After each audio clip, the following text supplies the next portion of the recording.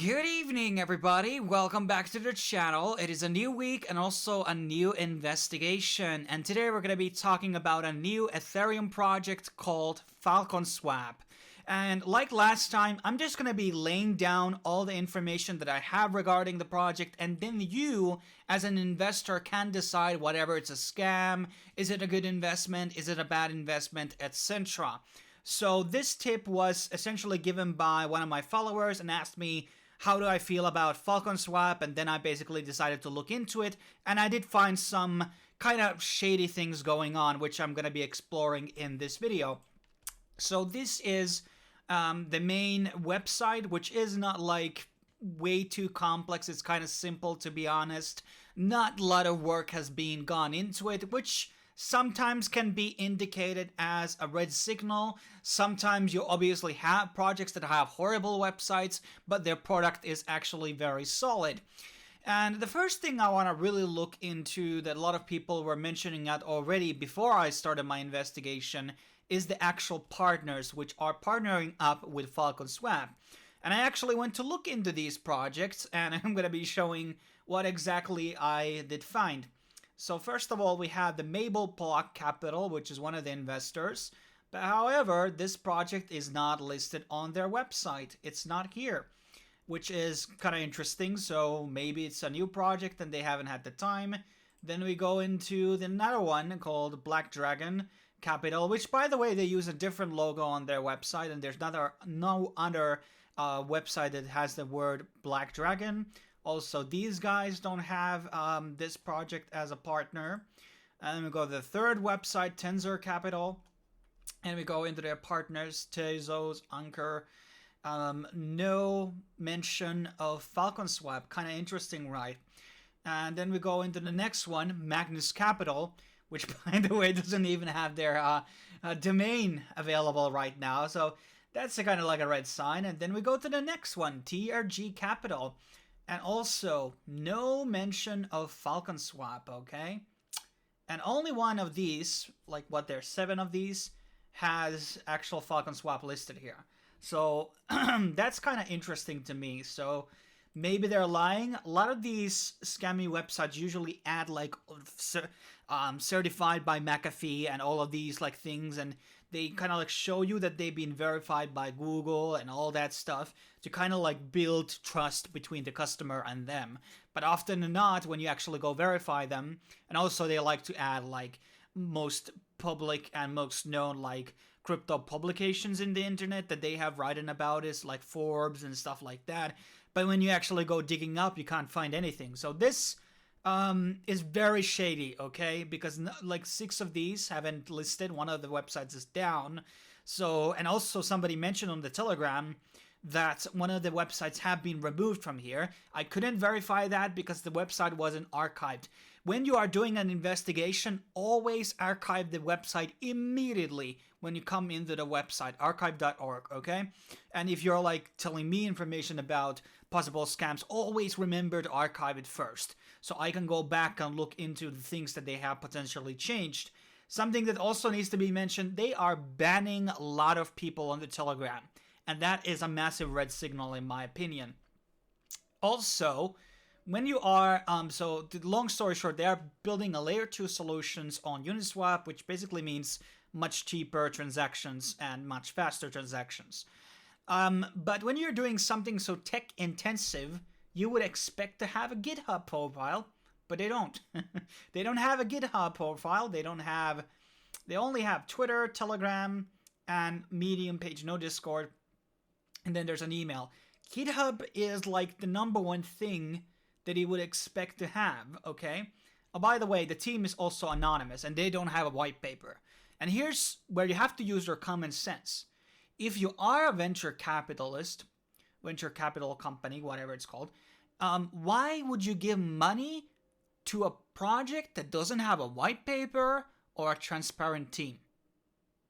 Let that sink in. Think about it for that 5 seconds. Would you give money from your $1 million company to a project that doesn't have a white paper? Doesn't have a transparent team? I wouldn't give that. So I don't know like how exactly they got that money, if they did, because They also had this very shady private sale that happened, which is actually documented by one person that did a write-up all about this project. I'm gonna try to find some like a link where I can upload this, but he talks about that suddenly the private sale happened and nobody was actually in it, and suddenly they had like in a minute raised like 15,000 Ethereum, and then they really didn't disclose a lot of those transactions in Etherscan, but they also but what we saw from the addresses that a lot of money was transferred from Binance to those Ethereum addresses, so there was not like links that you could actually make to build that up. But I mean, yeah, that's a bit of a massive red sign. If you have venture capital money, you can A, get a better website, and B, you're gonna be getting a custom logo. What do you mean custom logo? Well, let's look into this next. So when you actually, one of the things that I do when I research these things is obviously look their logos. Are they stolen? This logo has been used since like 2018, 2017, okay? There's a one website that has the logo right now. There's another one. It's a football team here. And there's also in PNG Wing where they probably found it and changed the colors. Only had to do a simple invert where it just changes the blue to white and white to blue. And so if you have a lot of money, venture capital money, like big bucks, why don't you hire a fucking logo designer? Like, what, 20 bucks to get a custom logo? Why would you steal a logo if you have a lot of money, right? Makes you a bit of a question. Then they have the Medium article where it goes into some people saying in Biz, well, when I saw the Medium article, I was totally believing that this is no longer a scam project. What you're basically seeing here is Ropsten testnet transactions. And actually, when you try to search these on Etherscan, it won't show them up. It's some type of a bug, but you can see it on other explorers. And this is not exactly a project. I mean, you see that, you know, the person is interacting with a smart contract and there's some type of a swapping process happening. And the fee here, which is the Uniswap one, is lower on these versions. But layer 2 solutions should be like pretty much more efficient than 60%, which they are basically claiming. So it's not going to be that big, even if this was a real project. It's not going to be that big value thing, in my opinion. And this doesn't prove that they have a product. I'm saying put the goddamn project on GitHub so everybody can see it, that you're working on a real product.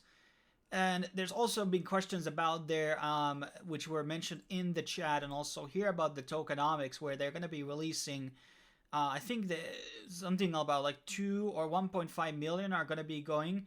So the DEX liquidity is only 3 million of the supply. That's not much, okay? And this means that they also said, allegedly to this person that wrote this article, is that only maybe 1 to 2 million is going to go to Uniswap and rest of it's going to be going into other pools like Mooniswap and etc. So that is kind of interesting. And also they have a company reserve for 10 million and team advisors 20 million. Like, isn't this like the same thing? Like, isn't this like the same goddamn thing? And these private sales, very sketchy. I don't know what the seed round exactly means. Is that the open trade? And then there's the future growth. Isn't that part of the marketing and partnerships? Like, the tokenomics here are kind of messy, I'm not gonna lie. And as I said, like, showing screenshots out of Ropsten testnet, emphasis on testnet, it's not a working product, right? So until it makes to the main net, you don't have anything. Especially when you don't have GitHub to show us that you actually have something built up.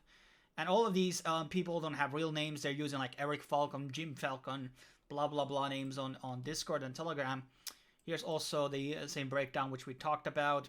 Seed and Pool, Demon Advisors have vesting schedules there. And there's also a Reddit post, which kind of goes into, I found this afterwards because I always, he was basically doing the same thing, but he didn't go to the websites. He just didn't know about these companies, and neither do I actually. I never have heard about them before until today. So, but he didn't look, was there a connection between them and FalconSwap, as we saw. And the last thing I want to talk about is the compiler version.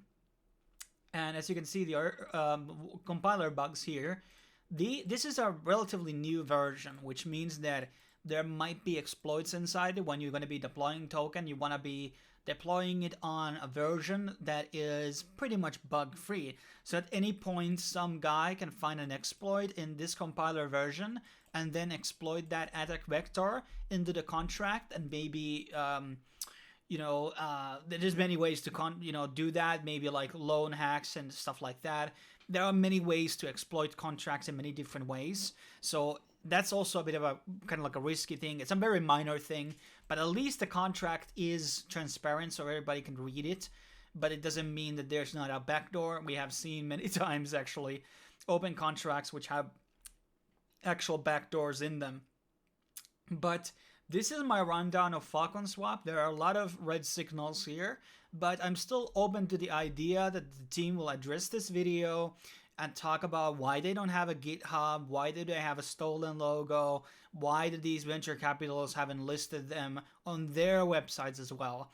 And, maybe they will prove me wrong. I'm open to that, obviously, always. This is my investigation. Hopefully, this got you some clues about what's going on, and maybe you can make a better business decision based on that. Thanks for watching. Tomorrow and day after, a lot of videos coming out in September. Very excited and very busy month. So a lot of cool things going on. See you guys later. Cheers.